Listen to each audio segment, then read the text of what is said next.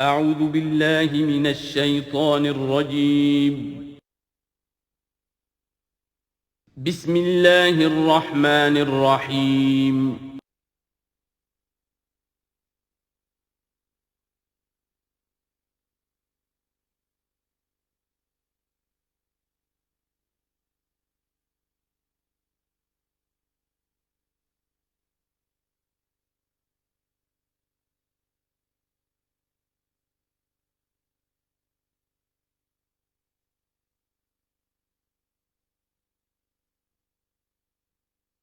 اعوذ باللہ من الشیطان الرجیم بسم اللہ الرحمن الرحیم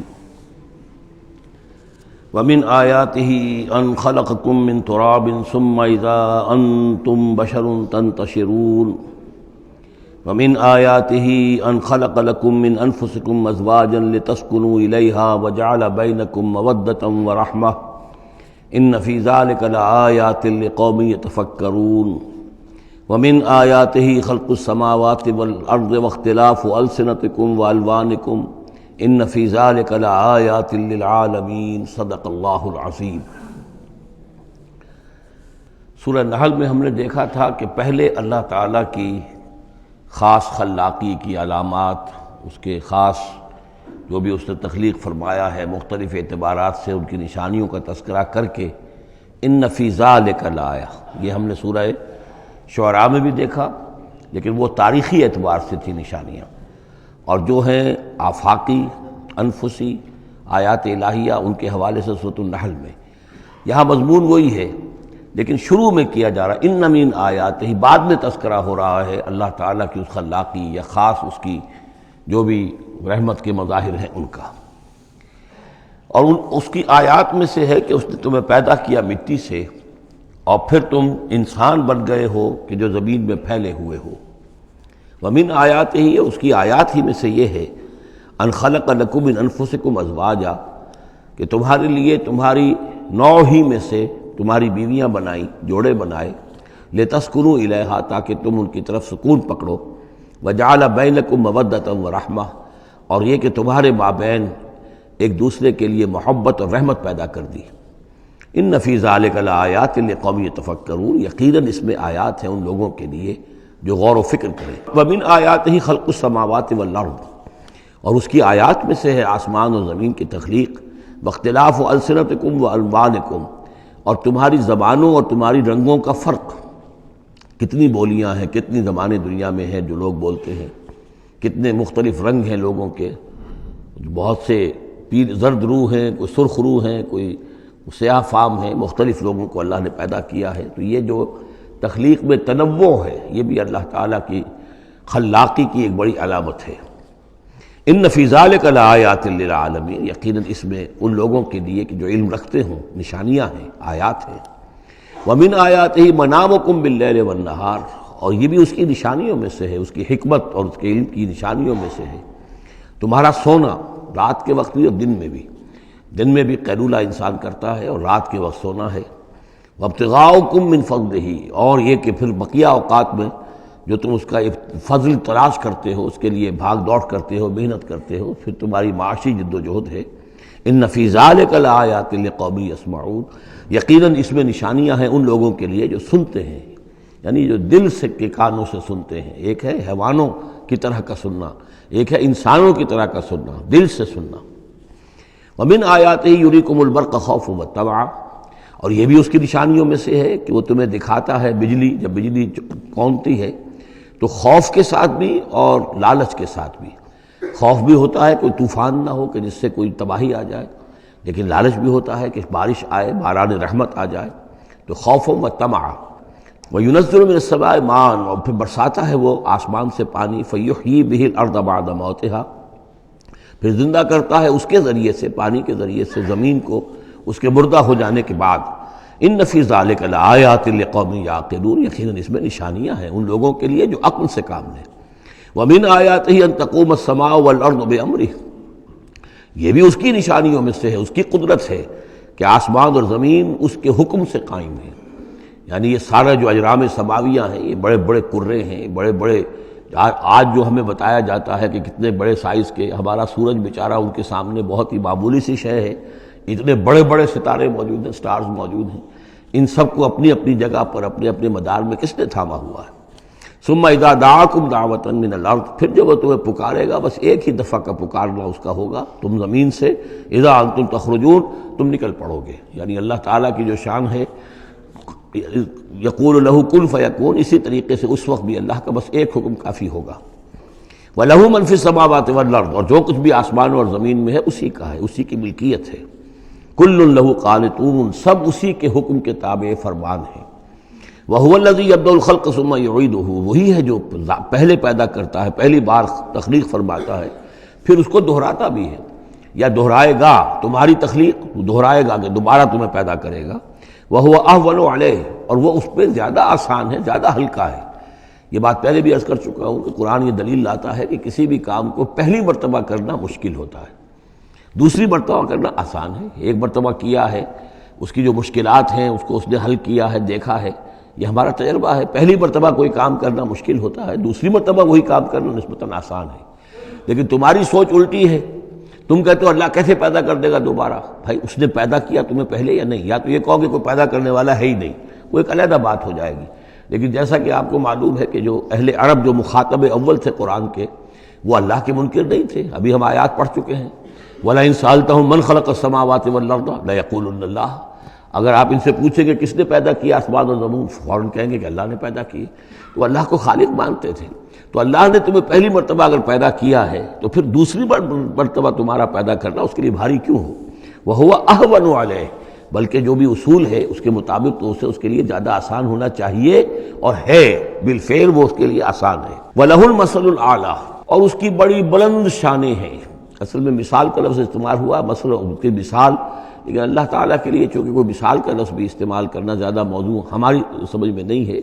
تو اس کو ترجمہ بہتر ہے کہ شان، اس کی بہت بلند شان ہے۔ وَلَهُ الْمَثَلُ الْأَعْلَىٰ فِي السَّمَاوَاتِ وَالْأَرْضِ، آسمانوں اور زمین میں۔ وَهُوَ الْعَزِيزُ الْحَكِيمُ، اور یقیناً وہ زبردست ہے، کمال حکمت والا۔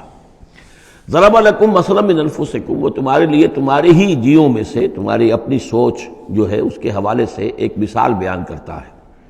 هل لکم مما ملکت ایمانکم من شرکاء فیما رزقناکم فانتم فیہ سواء، کیا تمہارے لیے جو تمہارے ملک یمین ہیں، غلام ہیں، لونیاں ہیں، کیا وہ شریک بھی بن جاتے ہیں تمہارے اس چیز میں کہ جو ہم نے تمہیں رزق دیا ہے؟ ظاہر بات ہے کہ غلام تو غلام رہے گا، وہ شریک تو نہیں ہوگا، وہ برابر کا حقدار اور اختیار تو نہیں رکھے گا۔ اس جو بھی آقا کا مال ہے اور ملکیت ہے اس میں اصل اختیار اور تصرف جو ہے آقا کا ہے۔ غلام تو جو بھی اس کو حکم دیا جاتا ہے وہ بجا لاتا ہے۔ فَأَنْتُمْ فِيهِ سَوَاءٌ، کیا یہ ہو سکتا ہے کہ تم اور تمہارے غلام جو ہیں، تمہارے ملک یمین، وہ برابر ہو جائیں اختیار میں، ملکیت میں؟ تخافون کخیفتکم، کیا تم ان کے بارے میں بھی اسی طریقے کی سوچ رکھتے ہو جیسے کہ اپنے بارے میں اندیشے ہوتے ہیں، ایسا نہ ہو جائے، ایسا نہ ہو جائے، اس کا بھی اہتمام کر لیا جائے، اس اندیشے کا بھی سدباب کر لیا جائے؟ کیا جتنی فکر تم اپنے بارے میں کرتے ہو، کیا اتنی ہی فکر اپنے غلاموں کے بارے میں بھی کرتے ہو؟ کخیفتکم انفسکم، کیا نگہداشت جو ہے جتنی اپنی کرتے ہو ان کی بھی کرتے ہو؟ کذالک نفصل الآیات لقوم یعقلون، اسی طرح ہم اپنی آیات کو واضح کر رہے ہیں، تفصیل بیان کر رہے ہیں ان لوگوں کے لیے جو عقل سے کام لیں۔ یعنی یہ کہ باقی جتنے بھی ہیں جن کو تم نے چھوٹے معبود مانا ہے، تم خود مانتے ہو چھوٹے معبود ہیں، اللہ بڑا معبود ہے، خالق حقیقی صرف وہ ہے، تو یہ کیسے برابر ہو جائیں گے؟ اور کیسے تم نے یہ سمجھ لیا ہے کہ ان کی سفارش جو ہے وہ بائنڈنگ ہو جائے گی اللہ پر، اور یہ تمہیں اللہ کی پکڑ سے بچا لیں گے؟ یہ تم نے جو تصور کیا ہے خود اپنے اوپر قیاس کرو، تو کیا تمہارے غلام جو ہے وہ تمہارے برابر ہو جاتے ہیں؟ تو جو کہ یہ جتنی بھی تم نے گھڑ لی ہیں معبود اپنے، یہ بھی سب مخلوق ہیں،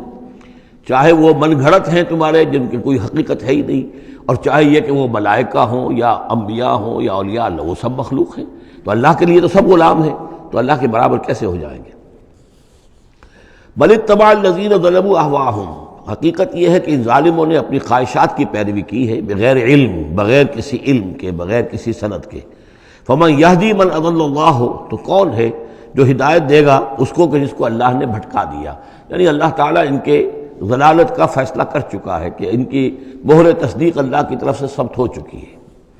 وما لہم من ناصرین، اور اب ان کے لیے کوئی مددگار نہیں ہے۔ فاقم وجہک للدین حنیفا، یہ آیات بہت اہم ہیں جو آ رہی ہیں آگے، اور دین کا جو اصل روح ہے اور اس کی یعنی جو جڑ اور بنیاد ہے،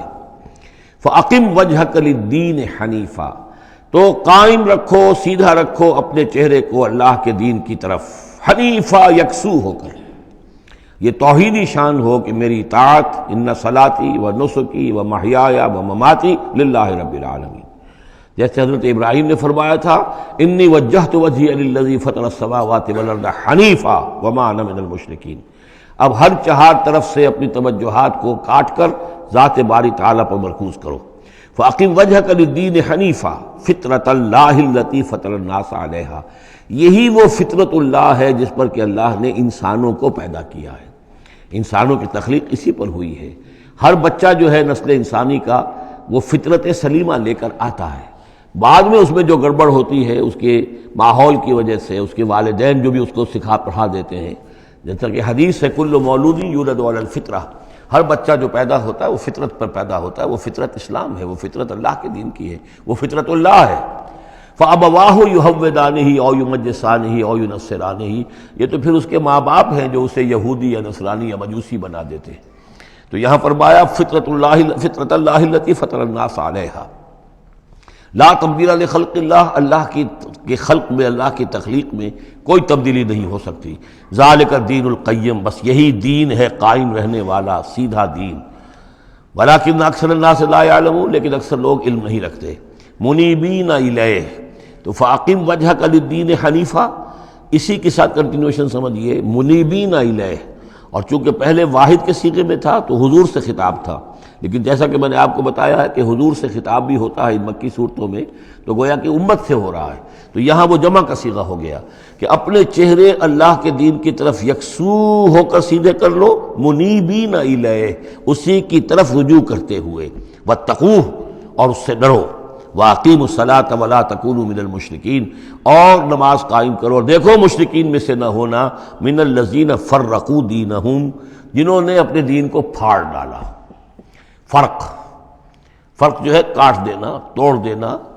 کل فرق کالطود العظیم فرقنا بکم البحر، یاد کرو جب کہ ہم نے تمہارے ساتھ سمندر کو پھاڑ دیا تھا، وَإِذْ فَرَقْنَا بِكُمُ الْبَحْرَ فَأَنْجَيْنَاكُمْ وَأَغْرَقْنَا آلَ فِرْعَوْنَ وَأَنْتُمْ تَنظُرُونَ۔ فرق کیا ہے؟ پھاڑ دینا۔ دین کو پھاڑ دینا، توڑ دینے کے معنی کیا ہیں؟ اطاعت ایک حصے میں اللہ کی، ایک حصے میں کسی اور کی، وہ زندگی پھٹ گئی، اب یہ زندگی منتشر ہو گئی، اطاعت آپ کی منتشر ہو گئی۔ اطاعت صرف اللہ کی ہو، فَدْعُوهُ مُخْلِصِينَ لَهُ الدِّينَ، پکارو اس کو لیکن اسی کے لیے اپنے دین کو خالص کرتے ہوئے، ساری اطاعت اسی کی، یا اس کی اطاعت کے تابع کسی کی اطاعت ہو سکتی ہے، مثلا والد کی اطاعت ہے، والدین کی اطاعت ہے، اساتذہ کی اطاعت ہے،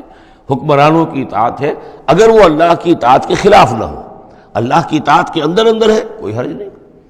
جس کی چاہو بات مانو، والدین کی مانو، اساتذہ کی مانو، اپنے پیروں کی مانو، جس کی چاہو مانو، حکام کی مانو، بشرطے کہ اس سے اللہ تعالیٰ کا کوئی حکم نہ ٹوٹتا ہو۔ لا طاعۃ لمخلوق فی معصیۃ الخالق، مخلوق میں سے کسی کی اطاعت نہیں کی جائے گی جس سے خالق کی نافرمانی لازم آتی ہو، بس یہ قانون ہے۔ تو من الذین فرقوا دینہم، کہ جنہوں نے اپنے دین کے ٹکڑے ٹکڑے کر دیے، وکانوا شیعا، اور وہ خود ان کو ایک ایک ٹکڑا لے کر علیحدہ ہو گئے، کل حزب بما لدیہم فرحون، اور ان میں سے ہر جماعت جو ہے جو کچھ ان کے پاس ہے اسی پر وہ اترا رہی ہے، اسی کے اوپر مگن ہے، کسی نے کچھ لے لیا ہے دین کا حصہ، کسی نے کوئی دین کا حصہ لے لیا ہے۔ وَإِذَا مَسَّ النَّاسَ ضُرٌّ دَعَوْا رَبَّهُمْ مُنِيبِينَ إِلَيْهِ، اور جب انسانوں کو کوئی تکلیف پہنچتی ہے، سختی پہنچتی ہے، تو وہ پکارتے ہیں اللہ کو، اپنے رب کو، اسی کی جانب رجوع کرتے ہوئے۔ ثم اذا اذاقهم منه رحمتا، پھر جب اللہ تعالیٰ انہیں اپنی رحمت کا مزہ چکھاتا ہے، اذا فریق منهم بربهم یشرکون، تو ان کی ایک جماعت اور ان کا ایک گروہ جو ہے اپنے رب کے ساتھ شرک کرنے لگتا ہے۔ لیکفروا بما آتیناکم، تاکہ کفر کریں ان چیزوں کے ساتھ جو ہم نے انہیں دی ہیں، یعنی ہماری دی ہوئی شے ہے، رزق ہماری ہے، لیکن اس کو وہ کفر کے لیے استعمال کر رہے ہیں۔ فتمتعوا، اچھا ٹھیک ہے، جو بھی تمہیں فائدہ اٹھانا اٹھا لو، چند دن کی زندگی ہے، بالآخر تو تمہیں ہمارے پاس آنا ہے، یہ تمہارا طرز عمل جو ہے وہ اسی مہلت کے اندر اندر جو تم چاہو کرو،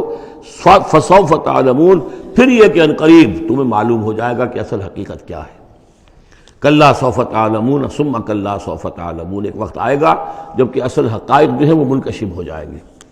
ام انزلنا علیہم سلطانا فہو یتکلم بما کانوا بہ یشرکون، کیا ہم نے ان کے اوپر کوئی ایسی سند اتاری ہے جو ان سے جو ان سے یہ کہہ رہی ہو اور ان چیزوں کی تصدیق کر رہی ہو کہ جن کے یہ شرک کر جس کو شریک کر رہے ہیں، یعنی کوئی آسمانی کتاب آئی ہو جس نے انہیں یہ بتایا ہو۔ اب یہاں دیکھیں لفظ یتکلم آیا، جو بات کرتی ہو ان سے، یہی لفظ ہے جو کہ علامہ اقبال نے قرآن کے لیے استعمال کیا ہے، مثل حق پنہا و ہم پیداستو زندہ و پائندہ و گویاستو۔ یہ قرآن جو ہے خود کلام کرتا ہے، آپ اس سے گفتگو تو کیجئے، یہ آپ سے کلام کرے گا، آپ سے بات کرے گا۔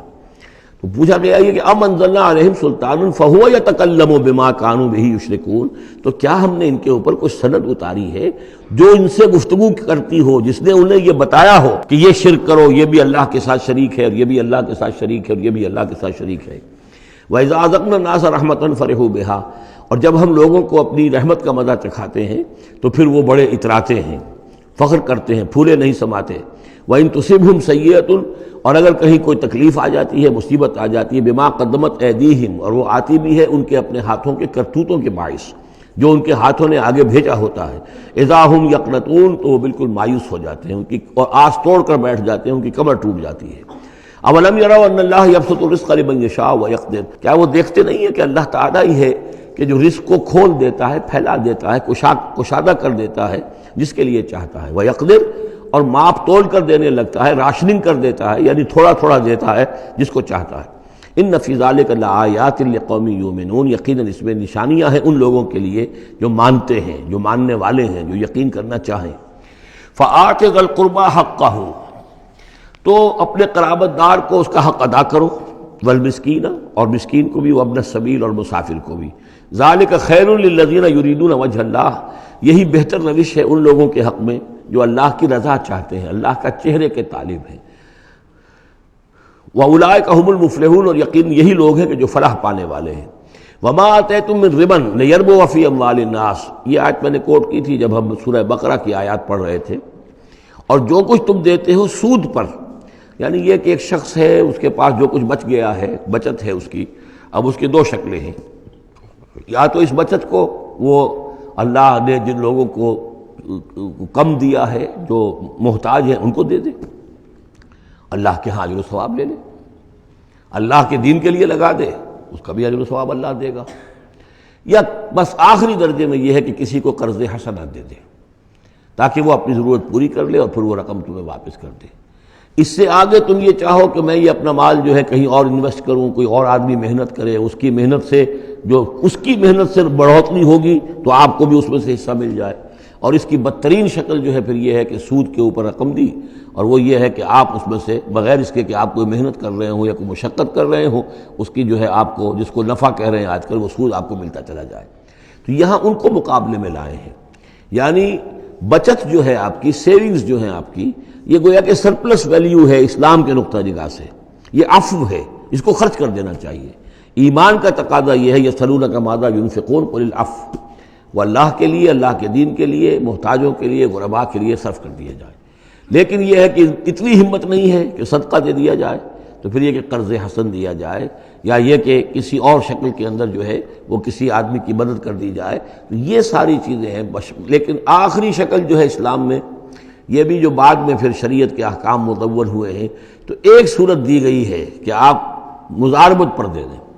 مزاربت یہ ہے کہ آپ کا وہ جو رقم ہے وہ کوئی اور شخص کام کرے گا، اگر تو کوئی نفع ہو جائے تو کچھ آپ بھی لے لیں اور کچھ وہ لے لیں، نقصان ہو جائے تو سارا نقصان آپ برداشت کریں گے، جس کے پاس وہ سرپلس منی تھی، اس کا کوئی تاوان جو ہے وہ جو عامل ہے اس کے اوپر نہیں آئے گا۔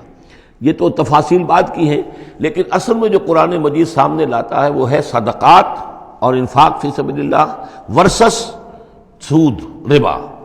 کہ کوئی شخص اپنی بچت کا مصرف کیا بناتا ہے، وہ بچت دیتا ہے اللہ کی رضا حاصل کرنے کے لیے، آخرت کا اجر و ثواب حاصل کرنے کے لیے، یا بچت کو انویسٹ کر کے اور دنیا ہی میں کمانا چاہتا ہے۔ یہ دو ذہنیتیں ہیں جو ایک دوسرے سے بالکل مختلف ہیں اور متضاد ہیں۔ فما آتیتم من ربا، تو جو کچھ تم دیتے ہو سود پر تاکہ وہ بڑھے، لیربو فی اموال الناس، تاکہ وہ بڑھے لوگوں کے مال میں، فلا یربو عند اللہ، اللہ کے ہاں اس میں کوئی بڑھوتری نہیں ہوتی۔ وما آتیتم من زکوٰۃ، اور جو تم زکوٰۃ دیتے ہو، یعنی اس طریقے سے صدقہ ہے، خیرات ہے، تریدون وجہ اللہ ہے، اور اس سے تم چاہتے ہو اللہ کی رضا، اللہ کا چہرہ، مراد وہی اللہ کی رضا، فاولئک ھم المضعفون، یہ لوگ ہیں جو اپنی جو بچت ہے اس کو دگنا کر رہے ہیں، یعنی یہاں اللہ کے لیے دیا ہے تو وہاں 10 گنا ملے، 700 گنا ملے، اس سے بھی زیادہ ملے، لیکن یہ ہے لوگ کہ جو در حقیقت اللہ تعالیٰ کی رضا بھی انہیں حاصل ہوگی۔ اللہ الذی خلقکم ثم رزقکم ثم یمیتکم ثم یحییکم، اللہ ہی ہے جس نے تمہیں پیدا کیا، پھر تمہیں رزق دیا، پھر وہ تمہیں مارے گا، پھر وہ تمہیں زندہ کرے گا۔ هل من شرکائکم من یفعل من ذلکم من شیء،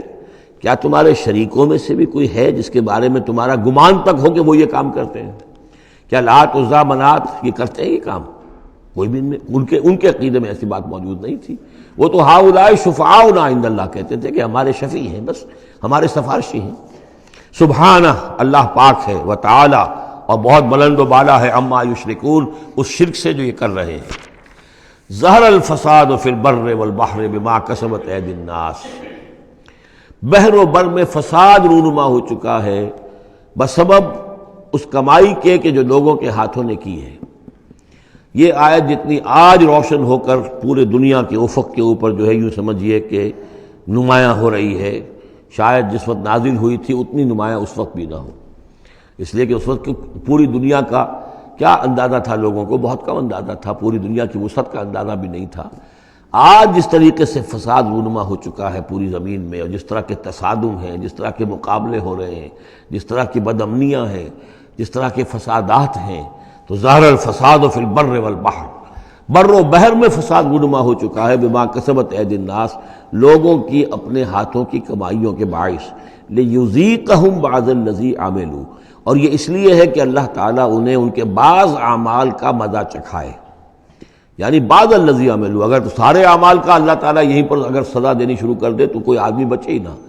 ما بقا علی ظہرہ دابہ، تو کوئی بھی ایک بھی انسان نہ رہے زمین کے اوپر، لیکن کچھ اللہ تعالیٰ جو ہے وہ عذاب دیتا ہے، لعلہم یرجعون، تاکہ یہ لوٹیں پھریں، سوچیں، غور کریں،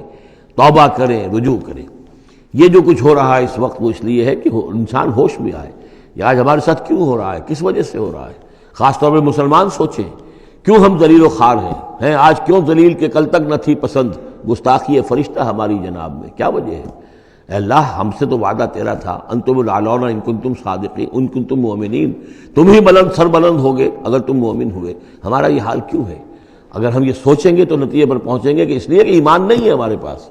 یا دوسرا وجہ یہ ہے کہ ہم نے دین کے حصے بکھرے کر دیے ہیں۔ افتؤمنون ببعض الکتاب وتکفرون ببعض فما جزاء من يفعل ذلك منكم الا خزي في الحیاۃ الدنیا ویوم القیامۃ یردون الی اشد العذاب۔ تو جب آپ سوال کریں گے قرآن سے تو قرآن آپ کو جواب دے گا،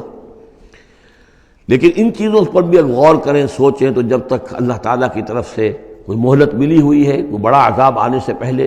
یہ آیت نوٹ کر لیجیے، 41 نمبر آیت ہے، اس لیے کہ 60 آیتیں ہیں سورہ روم کی۔ اس سورہ مبارکہ کی مناسبت مضامین کے اعتبار سے ہے، اس کے بعد سورہ لقمان ہے، پھر سورہ سجدہ ہے۔ سورہ سجدہ کی جو آیتیں ہیں وہ 30 ہیں،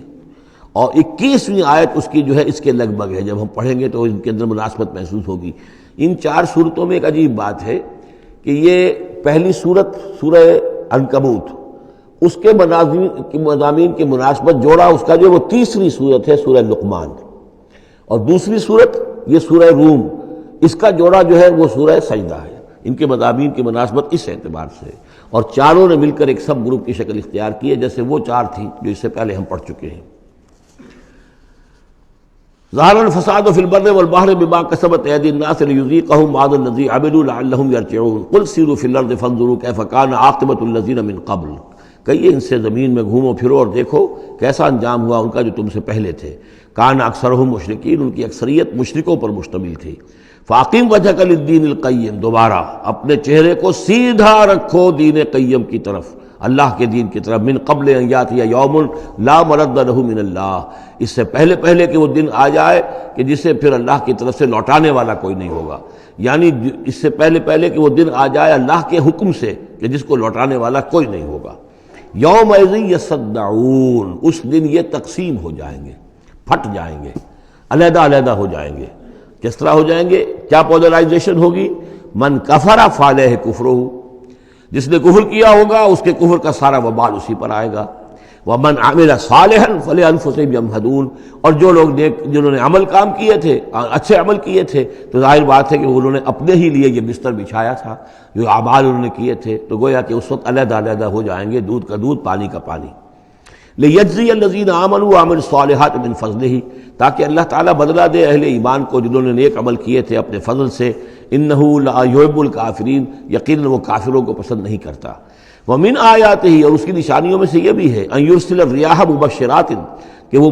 بھیجتا ہے ہواؤں کو جو بشارت لے کر آتی ہیں، وَلِيُذِيقَكُم مِّن رَحْمَتِهِ، اور تاکہ پھر وہ اپنی رحمت سے تمہیں وہ حصہ دے، تمہیں مزہ چکھائے تو اپنی رحمت کا، یعنی باران رحمت کا، وَلِتَجْرِيَ الْفُلْكُ بِأَمْرِهِ، اور تاکہ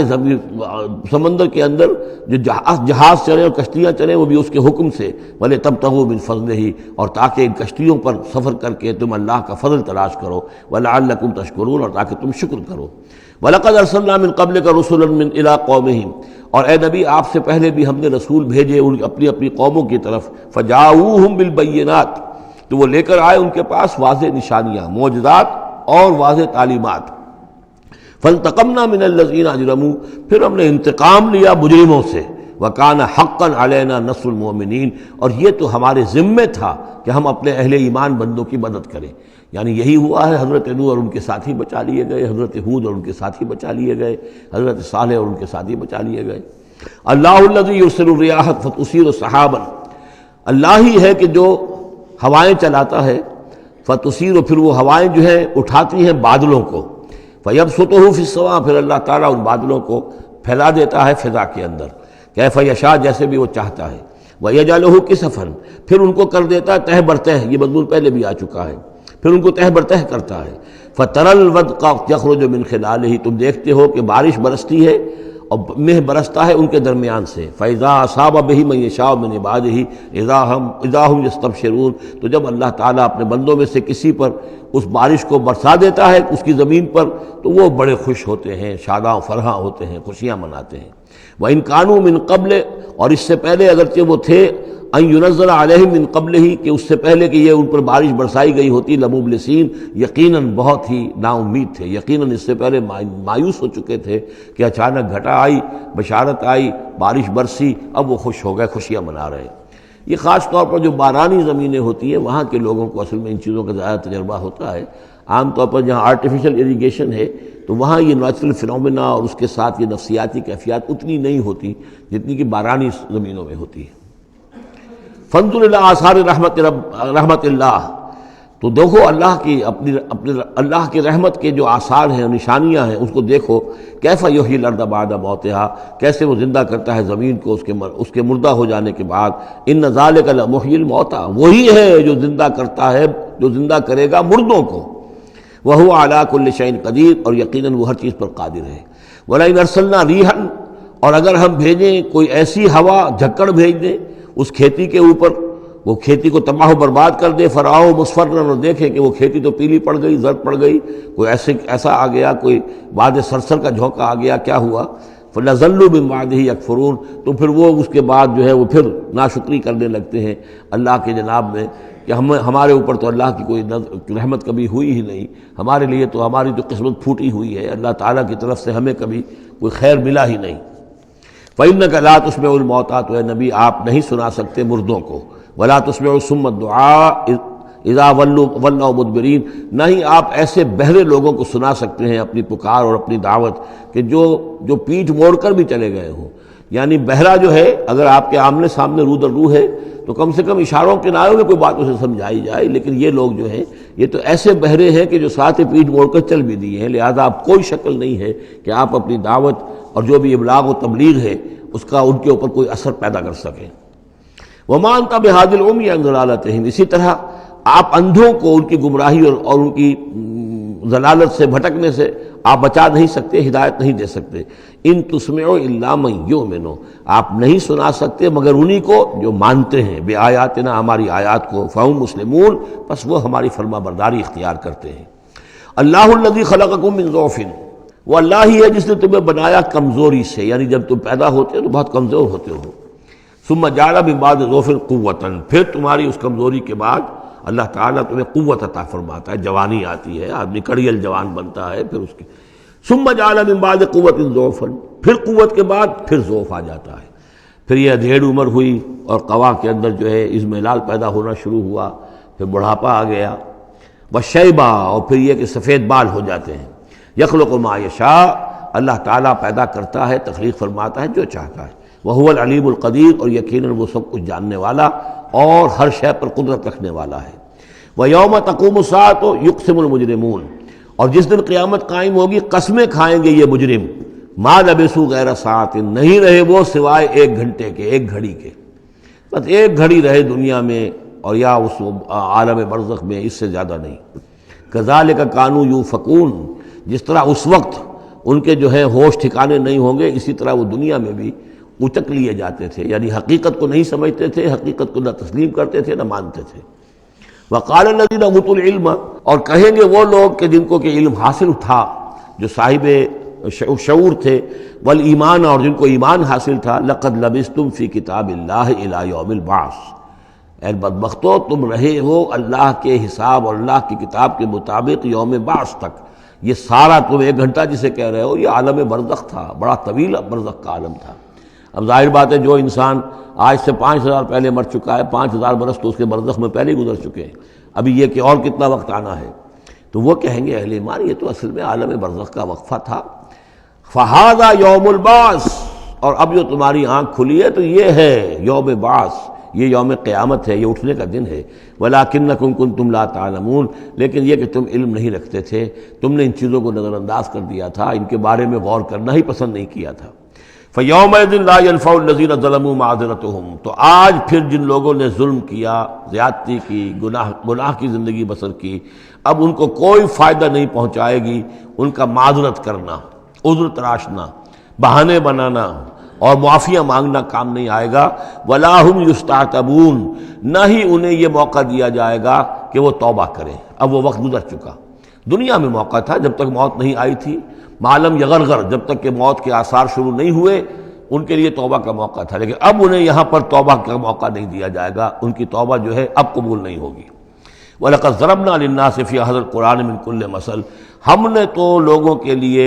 اس قرآن میں ہر طرح کی مثالیں بیان کر دیں، ہر انداز میں سمجھا دیا۔ ایک پھول کا مضمون ہو تو 100 رنگ سے باندھیں، ہم نے یہ ہر طریقے سے بات جو ہے واضح کر دی ہے۔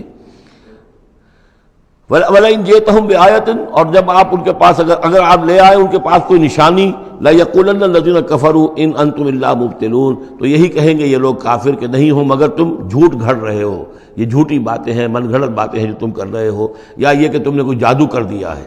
كَذَلِكَ يَطْبَعُ اللَّهُ عَلَىٰ قُلُوبِ الَّذِينَ لَا يَعْلَمُونَ، اسی طرح اللہ مہر کر دیا کرتا ہے ان لوگوں کے دلوں پر جو علم نہیں رکھتے۔ فَاصْبِرْ، بس اے نبی صلی اللہ علیہ وسلم آپ صبر کیجئے۔ إِنَّ وَعْدَ اللَّهِ حَقٌّ، اور جیسا کہ میں نے عرض کیا یہ صرف حضور کے لیے نہیں ہے، حضور کی وساطت سے تمام مسلمانوں کو۔ تو اے نبی آپ اور اے اہل ایمان تم سب صبر کرو۔ ان وعد اللہ حق، اللہ کے وعدے پر یقین رکھو، اللہ کا وعدہ سچا ہے، اس کی مدد آئے گی، غلبہ دین کو ہوگا، حق کا ہوگا، لیکن یہ کہ اس کے ابھی بہرحال ابھی اس کے امتحان اور بھی ہیں، تمہارا امتحان تو لیا جائے گا۔ احسب الناس ان یترکوا ان یقولوا آمنا وهم لا یفتنون، پھر سورہ بقرہ کی وہ آیت ذہن میں لائیے، وَلَنَبْلُوَنَّكُمْ بِشَيْءٍ مِّنَ الْخَوْفِ وَالْجُوعِ وَنَقْصٍ مِّنَ الْأَمْوَالِ وَالْأَنفُسِ وَالثَّمَرَاتِ، یہ اللہ امتحان تو لے گا، لیکن اللہ کے وعدے پر پختہ یقین رکھو۔ ان وعد اللہ حق ولا يستخفنك الذين لا يوقنون، اور دیکھنا کہیں وہ لوگ جو یقین نہیں رکھتے تمہیں ہلکا نہ کر دیں، یعنی تمہارے ان کا دباؤ جو ہے تم برداشت نہ کر سکو اور تم پیچھے ہٹ جاؤ، کو پسپائی اختیار کر لو۔ اس کے معنی کیا ہوئے؟ بڑے بودے نکلے، بڑے کمزور نکلے۔ دیکھنا کہیں ایسا نہ ہو کہ یہ تمہارے دشمن، یہ مشرک، یہ کافر جو دباؤ ڈال رہے ہیں، کہیں تمہارا بودا پن ظاہر ہو جائے اور وہ تمہیں ہلکا کر کے رکھ دیں۔ اس کی بجائے جمے رہو، ڈٹے رہو، کوئی ہمالیہ کی طرح کھڑے رہو، اور اللہ تعالیٰ کے دین کے لیے جو تن من دھن لگا رہے ہو اسی طریقے سے لگاتے رہو، بالآخر اللہ تعالیٰ تمہیں نجات دے گا، دنیا میں بھی آخرت میں بھی۔ سورۃ لقمان، بسم اللہ الرحمن الرحیم، الف لام میم، تلک آیات الکتاب الحکیم۔ اس سورہ مبارکہ کی ابتدائی آیات جو ہیں وہ سورہ بقرہ کی ابتدائی آیات سے بہت مشابہ بھی ہیں، اور دوسرے یہ کہ اس میں ایک لطیف فرق ہے، وہ ابھی آپ کے سامنے آ جائے گا۔ تلک آیات الکتاب الحکیم ھدی ورحمۃ للمحسنین الذین یقیمون الصلاۃ ویؤتون الزکاۃ وہم بالآخرۃ ہم یوقنون اولئک علی ھدی من ربہم واولئک ھم المفلحون۔ پانچویں آیت تو جو یہاں ہے وہی پانچویں آیت ٹھیک سورہ بقرہ کی ہے، اولئک علی ھدی من ربہم واولئک ھم المفلحون۔ پہلی آیت الف لام میم یہاں ہے، پہلی آیت الف لام میم سورہ بقرہ کی بھی ہے۔ نوٹ کیجئے کہ وہاں آیا تھا ھدی للمتقین، یہ تقوی والوں کے لیے جن میں کوئی حق کی طلب ہے، جو چاہتے ہیں نیک راستے پر چلنا، جن میں طلب ہدایت ہے، ان کے لیے ہدایت ہے۔ یہاں ایک لفظ کا اضافہ کیا، اگلی منزل چونکہ بیان ہو رہی ہے، ھدی و رحمتاً للمحسنین، یہ جو بلند ترین منزل ہے، جو احسان کے مقام تک پہنچ جائیں، ان کے حق میں یہ صرف ہدایت ہے، ہدایت نہیں رحمت بھی ہے۔ تو یہاں تقابل اگر کریں گے، الف لام میم ذالک الکتاب لا ریب فیہ ھدی للمتقین، یہاں فرمایا تلک آیات الکتاب الحکیم، یہ ایک بڑی حکمت بڑی کتاب کی آیات ہیں، اور یہ ہدایت ہے اور رحمت ہے محسنین کے حق میں۔ اور یہ محسنین جو ہے قرآن کی اصطلاح کے طور پر، جیسا کہ میں بیان کر چکا ہوں سورہ مائدہ میں، کہ یہ پہلا درجہ ہے اسلام، اس سے اوپر ایمان، اس سے اوپر احسان۔ اذا ما اتقوا وآمنوا وعملوا الصالحات ثم اتقوا وآمنوا ثم اتقوا واحسنوا واللہ یحب المحسنین، ان کے حق میں یہ قرآن رحمت ہے۔ الذین، اب ان کے یہ اوصاف ہیں جو نماز قائم رکھتے ہیں، ویؤتون الزکوٰۃ، وہاں ہے ومما رزقناہم ینفقون، یہاں باقاعدہ لفظ زکوٰۃ آ گیا، وہ زکوٰۃ دیتے رہتے ہیں، یا یہ کہ اپنے تزکیے کے لیے مسلسل کوشاں رہتے ہیں۔ وہم بالآخرۃ ہم یوقنون، اور آخرت پر ان کا پورا یقین ہے۔ اصل شے جو ہے جو انسان کے عمل اور کردار پر اثر انداز ہوتی ہے، وہ ایمان بالآخرہ ہے۔ اولئک علی ھدی من ربہم، یہ لوگ ہیں ہدایت پر اپنے رب کی جانب سے، واولئک ھم المفلحون، اور یہی ہے فلاح پانے والے۔ وَمِنَ النَّاسِ مَن يَشْتَرِي لَهْوَ الْحَدِيثِ لِيُضِلَّ عَن سَبِيلِ اللَّهِ بِغَيْرِ عِلْم، لوگوں میں سے کچھ ایسے بھی ہیں کہ جو کھیل کی باتیں خریدتے ہیں، کھیل کود، اور تاکہ لوگوں کی توجہ ادھر ہو جائے۔ اور یہ باقاعدہ کیا ہے۔ نضر بن حارث جو رؤسائے قریش میں سے تھا، اور اس شخص کا معاملہ یہ تھا کہ یہ حضور کے شدید ترین مخالفین میں سے تھا، اس نے یہ کیا کہ یہ لوگ جو ہیں، چونکہ عربوں کے اندر ذوق تو تھا، ان کے ہاں اچھے شاعروں کی بڑی قدر تھی، خطبہ ادب جو ہے، فصاحت و بلاغت جو ہے اس سے ان کو دلچسپی تھی، قرآن مجید کی فصاحت اور بلاغت انہیں اپنی طرف کھینچتی تھی۔ وہ چاہتے تھے کہ یہ لوگ سنیں ہی نہ،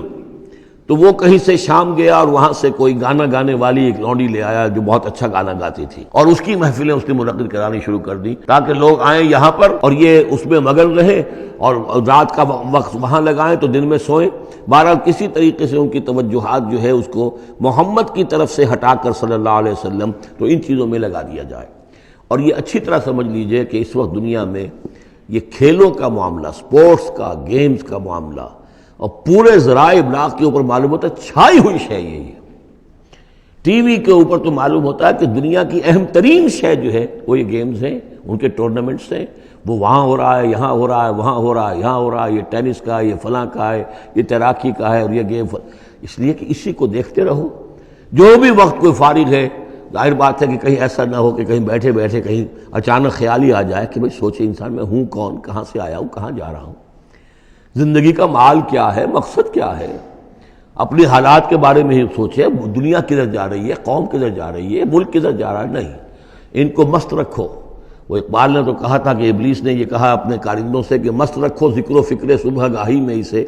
اور پختہ تر کر دو مزاج خانقاہی میں اسے۔ اس سے اگلی بات ہے کہ جو آج دنیا کے ابلیسوں نے جو ایجاد کی ہے، کہ یہ کھیل کود، اسی طریقے سے یہ ایکٹرز، یہ ڈرامے، اور پھر ان کے ایکٹرز اور ایکٹریسز کی زندگیاں، اور ان کے جو بھی سکینڈلز ہوں، جس طریقے سے کہ ان کو دنیا میں پھیلایا جا رہا ہے تاکہ وہ نوجوان نسل بھی بس ان دلچسپی میں پڑی رہے۔ تو یہ ہے اصل میں وہ فلسفہ۔ وَمِنَ النَّاسِ مَن يَشْتَرِي لَهْوَ الْحَدِيثِ،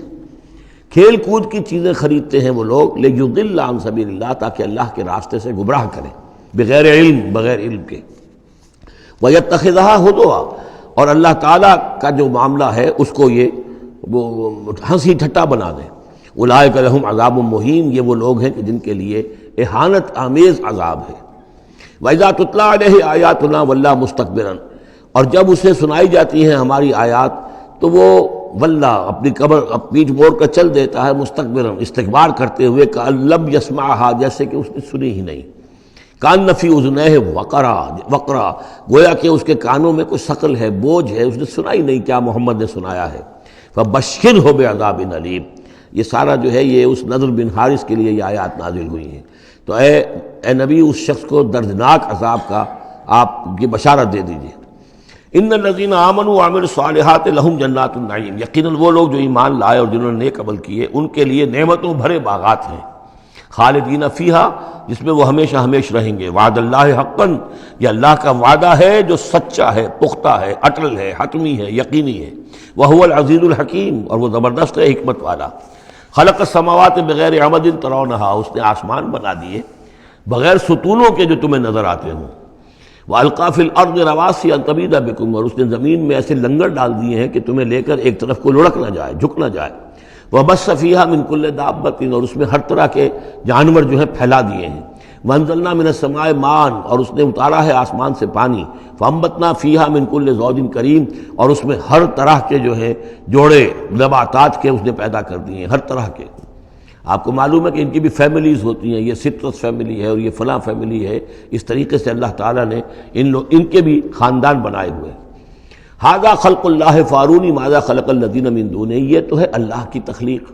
تم بھی مانتے ہو کہ اللہ نے بنایا، پھر ذرا مجھے دکھاؤ کیا چیز بنائی ہے انہوں نے جو اس کے سوا معبود تم نے بنا لیے ہیں۔ بل الظالمون فی ضلال مبین، ظاہر ہے کہ ایسے ان کے عقیدے میں بھی یہ بات نہیں تھی۔ یہ دوسری بات ہے کہ وہ متوجہ نہیں ہوتے تھے، جو کچھ کر رہے ہیں اس کا کبھی تجزیہ نہیں کرتے تھے، لیکن یہ ہے کہ یہ ظالم جو ہے یہ کھلی گمراہی میں پڑے ہوئے ہیں۔ اب جو دوسرا رکوع آ رہا ہے سورہ مبارکہ کا، یہ ہمارے اس منتخب نصاب کا ایک اہم درس ہے، اور یہ منتخب نصاب کا پہلا حصہ ہے جو جامع اسباق، سورۃ العصر، پھر آیت البر، تیسرا سبق یہ ہے۔ اس لیے کہ اس میں بھی وہ انسان کی نجات کے لیے جو چیزیں لازم ہیں وہ سب کی سب ان کا ایک اسکیلیٹن سمجھیے، اس کا جو ہے ایک خاکہ جو ہے، بلو پرنٹ اس کے اندر بھی آ گیا ہے۔ اور یہ اصل میں ایک ایسے شخص کی مثال ہے جو نہ خود نبی تھے نہ کسی نبی کے پیروکار تھے، لیکن وہی جو بات میں نے بارہا آپ سے عرض کی ہے کہ سلیم الطبع انسان، سلیم الفطرت انسان، اور سلیم العقل انسان، فطرت کج نہ ہوئی ہو، پرورٹڈ نہ ہو، اور انسان کی عقل جو ہے اس کے اوپر پردے نہ پڑ گئے ہوں، تو انسان کچھ حقائق تک خود پہنچ جائے گا چاہے کسی نبی کی دعوت اس تک نہ پہنچی ہو۔ وہ مقام کیا ہے کہ وہ پہچان لے گا کہ اس کائنات کا ایک خالق ہے، وہ اکیلا ہے، وہی اس کا مدبر ہے، وہی چلا رہا ہے، وہ تمام صفات کمال سے بتمام و کمال متصف ہے۔ پھر یہ کہ اس نے جو ہمیں پیدا کیا ہے تو زندگی صرف یہ زندگی نہیں ہے بلکہ کوئی اور زندگی بھی ہوگی، اس کے پاس لوٹنا بھی ہوگا، ہم اس کی طرف جائیں گے اور پھر ہمیں اپنے اعمال کا محاسبہ وہاں پر فیس کرنا ہوگا اور جزا و سزا ہوگی۔ یہاں تک انسان پہنچ سکتا ہے، یعنی ایمان ابھی نہ کہیے، ایمان تو تصدیق کو کہتے ہیں، ایمان کا لفظ تو ہوتا ہے جبکہ نبی کی دعوت کی تصدیق کی جائے تو لفظ ایمان ہے، لیکن یوں سمجھیے کہ معرفت یا حکمت، معرفت اور حکمت کے یہ دو سٹیشنز ایسے ہیں کہ جس تک انسان پہنچ جاتا ہے بغیر وحی کی رہنمائی کے، اگر اس کی فطرت سلیم ہے، اس کی عقل سلیم ہے۔ اس کے بعد وہ سوال کرتا ہے، یہی میں نے سورہ فاتحہ میں آپ کو بتایا تھا کہ سورہ فاتحہ دعا ہے، لیکن کس شخص کی دعا ہے؟ عام آدمی کی دعا نہیں ہے، وہ ہمیں تلقین تو کی گئی ہے نماز میں، ہم وہی پڑھتے ہیں، لیکن اس میں پیش نظر کیا ہے کہ ایک شخص جو اپنی سلامتی طبع، سلامتی فطرت، سلامتی عقل سے یہاں تک تو پہنچ گیا کہ الحمدللہ رب العالمین الرحمن الرحیم مالک یوم الدین ایاک نعبد، یہاں تک تو وہ پہنچ گیا ہے۔ اے رب پھر تیری ہی بندگی کرنی چاہیے، تیری ہی مرضی پر چلنا چاہیے، لیکن تیری مرضی کس شے میں ہے یہ ہمیں معلوم نہیں، تو کس چیز سے راضی ہوتا ہے، کس سے ناراض ہوتا ہے یہ ہمیں معلوم نہیں، تیری بندگی کیسے کریں یہ ہمیں معلوم نہیں۔ تو اس سے آگے پھر ہے وہ جو اہدنا الصراط المستقیم، ایاک نعبد و ایاک نستعین اہدنا الصراط المستقیم۔ تو ایسی ایک شخصیت تھی حضرت لقمان کی، جہاں تک روایات ہیں ان سے معلوم ہوتا ہے کہ یہ حبشی النسل تھے۔ نوبیا ایک جگہ ہے کہ جو سوڈان اور یوں سمجھیے کہ مصر کے تقریباً درمیان یا سرحد پر ہے، وہاں یہ رہتے تھے اور کارپینٹر تھے، لیکن یہ کہ اللہ تعالیٰ ذہانت جس کو بھی چاہے دے دے، لیکن ان کے اندر اللہ تعالیٰ نے وہ ذہانت بھی دی تھی اور وہ سلامتی فکر، سلامتی عقل، سلامتی فطرت، سلامتی قلب، اس کے نتیجے میں وہ اس چیز تک پہنچ گئے تھے، توحید تک۔ اور اس کے ساتھ ہی یہ ہے کہ اعمال انسان کے جو ہیں وہ ضائع جانے والے نہیں ہیں، ان کا کوئی نہ کوئی بدلہ مل کر رہے گا۔ باقی یہ کہ جو چیزیں وہی سے معلوم ہوتی ہیں، جنت دوزخ، وہ تو ان کے تذکرہ نہیں ملے گا اس کے اندر، جو چیزیں، اور کسی رسول کا تذکرہ بھی نہیں ملے گا، اس لیے کہ وہ کسی رسول کے امتی ہوتے تو تذکرہ کرتے۔ یہاں انہوں نے جو اپنی ایک حکیم اور دانا انسان نے اپنے ساری عمر کے سوچ کا جو لب لباب ہے، خلاصہ ہے، حاصل ہے، وہ اپنے بیٹے کو اپنے انتقال کے وقت وصیت کی شکل میں منتقل کیا ہے، اور اس کو اللہ تعالیٰ نے قرآن میں نقل کر دیا، کیونکہ ان کے اقوال کوٹ کیے جاتے تھے۔ جیسے ہم کوئی تقریر کرتے ہیں تو کبھی علامہ اقبال کا حوالہ دیتے ہیں، ان کا شعر کوٹ کر دیتے ہیں، کبھی کسی اور کا، تو یہ بھی اصل میں عرب میں خطباء اور شعراء جانتے تھے کہ یہ لقمان جو ہے یہ بہت ہی حکیم اور دانا انسان تھے، اور ان کے اقوال جو ہے کوٹ کیے جاتے تھے اشعار میں بھی اور خطبات میں بھی۔ تو اللہ نے بتایا کہ دیکھو یہ لقمان بھی جو اپنی سلامتی طبع اور سلامتی فکر کی وجہ سے جہاں تک پہنچا، وہ وہی اصول ہے کہ جن کی طرف محمد تمہیں دعوت دے رہے ہیں صلی اللہ علیہ وسلم۔ وَلَقَدْ آتَيْنَا لُقْمَانَ الْحِكْمَةَ، اور ہم نے لقمان کو دانائی عطا کی۔ دانائی کا نتیجہ کیا تھا؟ انشکر للہ، کہ شکر کرو اللہ کا۔ دانائی کا تقاضا، فطرت کی سلامتی کا تقاضا کیا ہے؟ جو بھی آپ کے ساتھ بھلائی کرے اس کے لیے ایک احسان مندی کی جذبات آپ میں پیدا ہونے چاہیے۔ اگر نہیں ہو رہا ہے تو فطرت جو ہے پرورٹڈ ہے، بس ہو گئی، جو بھی بھلائی کرے۔ اور عقل کا تقاضا کیا ہے کہ اصل جو ہے منعم اس کو پہچان لیا جائے، اور وہ اللہ ہے۔ تو نتیجہ کیا نکلے گا؟ وہ سلامتی طبع جمع سلامتی عقل، تو اللہ کو پہچان لیا جائے اور کہا جائے الحمدللہ، جہاں سے قرآن مجید شروع ہوتا ہے۔ انشکر للہ، کہ شکر کرو اللہ کا۔ ومن یشکر فانما یشکر لنفسہ، جو کوئی بھی شکر کرتا ہے تو وہ شکر کرتا ہے اپنے ہی بھلے کے لیے، اپنے ہی فائدے کے لیے۔ ومن کفر فان اللہ غنی حمید، اور جو کفران نعمت کرتا ہے، ناشکری کرتا ہے، تو اللہ تو غنی اور حمید ہے۔ وَإِذْ قَالَ لُقْمَانُ لِابْنِهِ، اب یہاں سے حضرت لقمان کی وہ نصیحتیں ہیں جو انہوں نے اپنے بیٹے کو کی ہیں، یہاں مذکور نہیں ہے، لیکن مراد یہی ہے کہ انتقال کے وقت، جیسے کہ کوئی شخص دولت مند ہے تو وہ اپنے انتقال کے وقت اپنے بیٹوں کو، یا اگر بیٹا ایک ہی ہے تو اسے بتائے گا کس سے لینا ہے، کس کو دینا ہے، کیا حساب کتاب ہے، کہاں کہاں میرے ایسٹس ہیں۔ کوئی دفینہ ہے تو بھی بتائے گا کہ میرا وہاں فلاں جگہ پر دولت دفن ہے۔ ایک حکیم انسان کے پاس اصل شے اس کی ساری عمر کے غور و فکر کا جو حاصل ہے کہ میں نے جو کچھ سوچا ہے، میں نے جو کچھ بھی حاصل کیا ہے اپنی فطرت سلیمہ اور عقل سلیم کی رہنمائی میں، وہ میں تمہیں منتقل کر رہا ہوں۔ وَإِذْ قَالَ لُقْمَانُ لِابْنِهِ وَهُوَ يَعِظُهُ، یاد کرو جب کہ کہا لقمان نے اپنے بیٹے سے اور وہ اسے نصیحت کر رہے تھے، یا بنی لا تشرک باللہ، نمبر ایک اللہ کے ساتھ شرک مت کیجو، ان الشرک لظلم عظیم، یقیناً شرک بہت بڑا ظلم ہے، بہت بڑا ظلم ہے، سب سے بڑی ناانصافی۔ عربی زبان میں ظلم کہتے ہیں وضع الشیء فی غیر محلہ، کسی شے کو ہٹا کر اس کے اصل مقام سے ہٹا کر کہیں اور رکھ دینا، یہ ظلم ہے۔ اللہ خالق ہے تنہا، باقی سب مخلوق ہیں، اب آپ نے مخلوق میں سے کسی کو اللہ کے برابر کر دیا، یا اللہ کو کسی اعتبار سے گرا کر مخلوق کی صف میں لا کے کھڑا کر دیا، تو اس سے بڑا شرک، اس سے بڑی ظلم، اس سے بڑی ناانصافی، اس سے بڑا ظلم کوئی نہیں۔ وَإِذْ قَالَ لُقْمَانُ لِابْنِهِ وَهُوَ يَعِظُهُ يَا بُنَيَّ لَا تُشْرِكْ بِاللَّهِ إِنَّ الشِّرْكَ لَظُلْمٌ عَظِيمٌ، اور اس کے بعد فوراً ہی اللہ تعالیٰ نے اپنی طرف سے ایک بات ایڈ کی ہے۔ یہ چوتھا مقام آ گیا ہے کہ جہاں اللہ کے حق کے فوراً بعد والدین کا حق۔ ظاہر بات ہے کہ حضرت لقمان کو یہ بات کچھ یعنی مناسب نہیں معلوم ہوئی کہ وہ اپنا حق بھی بیان کریں، لہذا اس کی تکمیل کر دی ہے اللہ تعالیٰ نے۔ وَوَصَّيْنَا الْإِنسَانَ بِوَالِدَيْهِ، اور ہم نے وصیت کی انسان کو اس کے والدین کے بارے میں، اور والدین میں سے بھی خاص طور پر والدہ، اس لیے کہ زیادہ مشقت وہ جھیلتی ہے، زیادہ تکلیفیں بچوں کی پرورش میں ماں کو برداشت کرنی پڑتی ہیں۔ وَوَصَّيْنَا الْإِنسَانَ بِوَالِدَيْهِ حَمَلَتْهُ أُمُّهُ وَهْنًا عَلَى وَهْنٍ، اسے اٹھائے رکھا، وہ جو حمل ہے اس کے اپنے جسم کے اندر اٹھائے رکھا اس نے اس کو، وَهْنًا عَلَى وَهْنٍ، کمزوری پر کمزوری جھیل کر، وَفِصَالُهُ فِي عَامَيْنِ،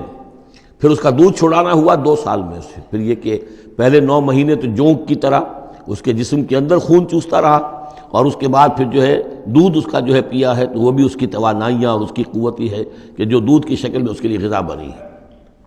انشکر لی ولوالدیک، کہ شکر کرو میرا اور اپنے والدین کا، الی المصیر، اور میری طرف تم کو لوٹ کر آنا ہے۔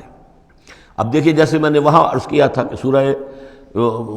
عنکبوت میں اور اس میں بڑی مناسبت ہے ان دو میں، وہ مضمون اب یہاں بھی آ رہا ہے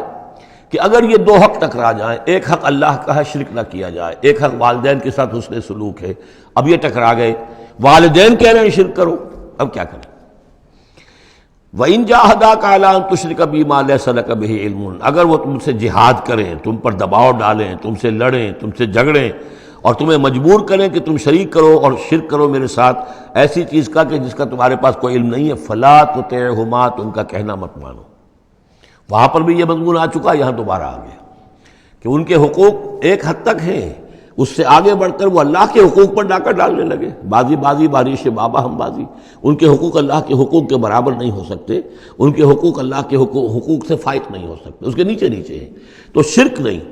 البتہ یہاں یہ ذہن میں رکھیے کہ شرک صرف بت پرستی کو نہیں کہتے، لا تشرک، شرک کی کوئی قسم بھی ہو۔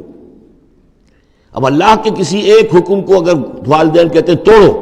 اس کا کیا مطلب ہے؟ یہ شرک کا حکم دے رہے ہیں، اس لیے کہ آپ نے والدین کے کہنے پر اللہ کے حکم کی خلاف ورزی کی، اس کا مطلب ہے کہ آپ نے مطاع اور معبود والدین کو بنا لیا۔ نفس کے کہنے پر آپ حرام کے اندر منہ مار رہے ہیں تو آپ کا جو حرام جو دولت ہے وہ آپ کا معبود ہے، اور آپ کا نفس آپ کا معبود ہے۔ ارأیت من اتخذ الہہ ہواہ، کیا تم نے دیکھا اس شخص کو جس نے اپنی خواہش نفس کو اپنا معبود بنا لیا؟ تو شرک کا مفہوم جو ہے اس کا پورا وسیع مفہوم، اور جیسا کہ اس سے پہلے بھی تذکرہ ہو چکا ہے، اس پر الحمدللہ کہ میں نے تقریباً 20 سال پرانی بات ہے یہ، کہ میں نے اقسام حقیقت و اقسام شرک پر 6 گھنٹے کے کیسٹس جو ہیں میرے وہ ریکارڈڈ ہیں اور موجود ہیں۔ تو اس حوالے سے اس کو یہ نہیں سمجھنا چاہیے کہ شرک سے مراد صرف بت پرستی ہے۔ وَإِن جَاهَدَاكَ عَلَىٰ أَن تُشْرِكَ بِي مَا لَيْسَ لَكَ بِهِ عِلْمٌ فَلَا تُطِعْهُمَا، لیکن دیکھیے یہ ہے اللہ تعالیٰ کی تعلیم، اس کے اندر کیا توازن ہے۔ اس کا یہ مطلب نہیں ہے کہ والدین کے سارے حقوق ہی ساقط ہو گئے۔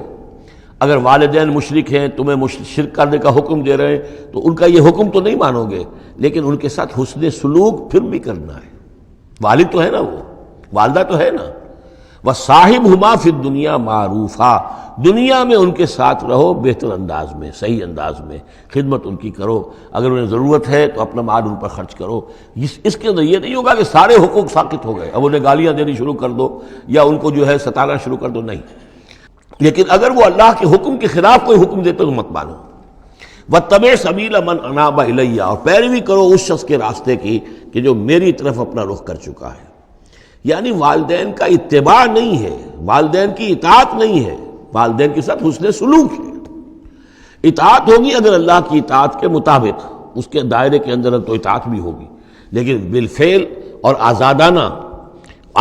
کوئی اطاعت نہیں والدین کی۔ کہیں بھی قرآن مجید میں نہیں آیا اپنے والدین کی اطاعت کرو۔ کیا حکم دیا گیا؟ حسن سلوک، نیک سلوک،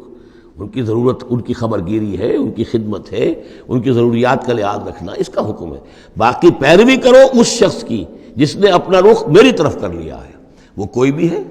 پہلے انبیاء ہوتے تھے، انبیاء کی پیروی کرو، اب انبیاء نہیں ہیں، انبیاء کے خادم ہیں۔ انبیاء کی امتوں میں جو شخص بھی اٹھا ہے دین کی دعوت لے کر، جس نے اپنا رخ کر لیا ہے، جس نے کہا میں چل رہا ہوں اللہ کے راستے میں، کون میرا ساتھی بنتا ہے، تو پیروی کرو اس کی۔ وَاتَّبِعْ سَبِيلَ مَنْ أَنَابَ إِلَيَّ، پیروی کرو اس شخص کے راستے کی جس نے اپنا رخ میری طرف کر لیا ہے۔ ثُمَّ إِلَيَّ مَرْجِعُكُمْ، پھر میری ہی طرف تم سب کا لوٹنا ہے۔ والدین بھی یہیں آ جائیں گے میرے پاس، تم بھی آ جاؤ گے۔ فَأُنَبِّئُكُم بِمَا كُنتُمْ تَعْمَلُونَ، پھر میں تمہیں جتلا دوں گا جو کچھ کہ تم کرتے رہے تھے۔ اب یہاں بیچ میں جو آ گیا اللہ کی طرف سے آ گیا، یعنی حضرت لقمان کی نصیحت صرف ابھی ایک آئی تھی، یا بنی لا تشرک باللہ ان الشرک لظلم عظیم، اے میرے بچے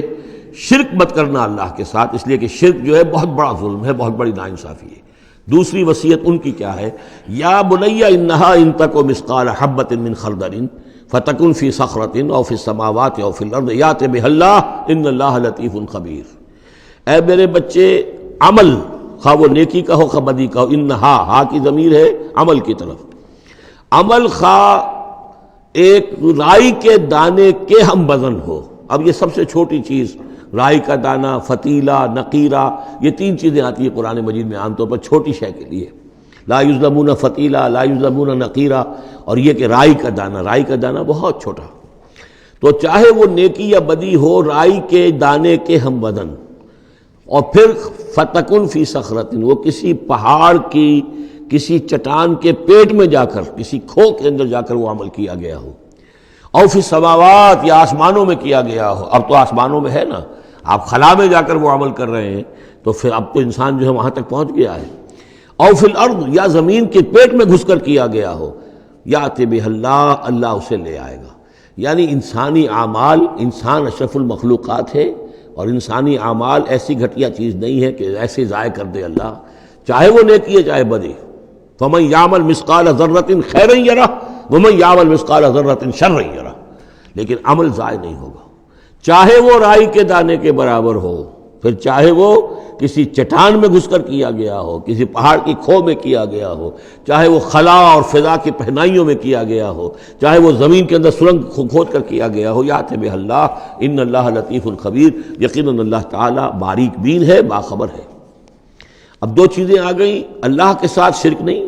اور اعمال کے بارے میں دیکھ لو، نیکی اور بدی کے نتائج نکل کر رہیں گے۔ اس سے آگے بعث بعد الموت کا یہاں تذکرہ نہیں ہے، اس سے بعد جنت اور دوزخ کا، اس لیے کہ یہ چیزیں معلوم ہوتی ہیں پھر نبی کے بتانے سے۔ اصولی طور پر جو چیز حکمت سے انسان جہاں تک پہنچ سکتا ہے وہ دو ہیں، ایک خالق اور اس کے ساتھ شرک نہ ہو، اور نمبر دو اس اعمال انسانی ان کا ضرور بدلہ ملے گا۔ اب اس کے بعد تیسری بات، یا بنی اقم الصلاۃ، نماز قائم رکھ، یعنی جس اللہ کو تم نے پہچان لیا ہے، اب محض ایک مرتبہ پہچان لینا کافی نہیں ہوگا، اسے یاد رکھنا ضروری ہے، ورنہ شیطان تمہیں ورغلائے گا، تمہیں ادھر ادھر سے جو ہے تمہارا نفس تمہیں غلط راستے پر ڈال دے گا، جب تک کہ یہ ایمان باللہ مستحضر نہ رہے ذہن کے اندر۔ اور ایمان باللہ کو مستحضر رکھنے کے لیے ذکر ہے جو ہم پڑھ چکے ہیں، اتل ما اوحی الیک من الکتاب واقم الصلاۃ ان الصلاۃ تنہی عن الفحشاء والمنکر۔ لہذا اب نماز کون سی تھی وہ ہم نہیں جانتے، لیکن کوئی ذریعہ ایسا ہونا چاہیے کہ تم اللہ کو یاد کیا کرو۔ یا بنی اقم الصلاۃ، اور نمبر 4 وامر بالمعروف وانہی عن المنکر، اور نیکی کا حکم دو اور بدی سے روکو۔ یہ بھی تمہاری ذمہ داریوں میں سے ہے، یہ بھی انسان کی، یوں سمجھیے کہ اس کی انسانیت، اس کی شرافت، اس کی مروت کا تقاضا ہے کہ وہ اپنے جو ابنائے نو ہیں، جو بھی انسان ہیں، ان کی بھلائی کے لیے کوشاں ہوں، اور سب سے بڑی بھلائی ان کی اور سب سے بڑی خدمت یہی ہے کہ انہیں برائیوں سے روکا جائے اور بھلائیوں کی دعوت دی جائے۔ وَاصْبِرْ عَلَىٰ مَا أَصَابَكَ، اور یہ بھی جان لو کہ اگر یہ امر بالمعروف اور نہی عن المنکر کرو گے تو تکلیفیں آئیں گی، مصیبت آئیں گی۔ پسند تو کسی کو نہیں ہے کہ آپ اس پر تنقید کریں۔ اگر آپ کسی بچے کو بھی سڑک پر کھیل رہا ہو، گلی میں کھیل رہا ہو، اگر آپ اس سے کہہ دیں کہ بیٹے یہ کوئی کرکٹ کھیلنے کی جگہ نہیں ہے، کسی کی گاڑی کا شیشہ توڑو گے تم، تو آپ دیکھ لیجئے پھر کیا آپ کا وہ اس کو کیا جواب دے گا آپ کو۔ اسی لیے آپ بولتے ہی نہیں ہیں کہ اپنی عزت لے کر وہاں سے نکل جائیں۔ تو کسی کو بھی نصیحت پسند نہیں ہے، حق کڑوا ہے، لہذا آپ اگر حق کہنا ہے اور نصیحت کرنی ہے تو پھر تیار رہو کہ وہ ممکن ہے تمہیں پلٹ کر گالی دے دے، وہ کہے کہ تم پہلے ذرا اپنے دامن کو دیکھو تمہارے کتنے دھبے ہیں۔ اب جو بھی ہو برداشت کرو، اور اگر کوئی بڑی بات ہے، اگر فرعون کے سامنے جا کر حق کہو گے تو وہ تو کہے گا کہ میں تمہیں جیل میں ڈالوں گا۔ تو اس طریقے سے یہ وَاصْبِرْ عَلَىٰ مَا أَصَابَكَ، پھر جو شے بھی تم پر آئے اس پر صبر کرو، إِنَّ ذَلِكَ مِنْ عَزْمِ الْأُمُورِ، یقیناً یہ چیزیں ہیں جو بڑی ہمت کے کاموں میں سے۔ گویا کہ وہ چاروں چیزیں اس میں آ گئیں، وَالْعَصْرِ إِنَّ الْإِنسَانَ لَفِي خُسْرٍ إِلَّا الَّذِينَ آمَنُوا وَعَمِلُوا الصَّالِحَاتِ وَتَوَاصَوْا بِالْحَقِّ وَتَوَاصَوْا بِالصَّبْرِ۔ یہاں اصطلاحات ذرا علیحدہ ہو گئی، تواصی کی بجائے امر بالمعروف نہی عن المنکر آ گیا، صبر جو کا تو ہے، باقی ایمان اور وہ تمام چیزیں، اعمال صالحہ میں سے نماز آ گئی، والدین کے ساتھ حسن سلوک آ گیا۔ آخری دو آیتیں ہیں وَلَا تُصَعِّرْ خَدَّكَ لِلنَّاسِ، اور دیکھو اپنے گالوں کو پھلا کر مت رکھو لوگوں کے سامنے، یعنی تکبر اور غرور، اس انداز میں رہنا۔ وَلَا تَمْشِ فِي الْأَرْضِ مَرَحًا، اور تم زمین میں اکڑ کر نہ چلو۔ ان اللہ لا يحب كل مختال فخور، یقیناً اللہ تعالیٰ کو جو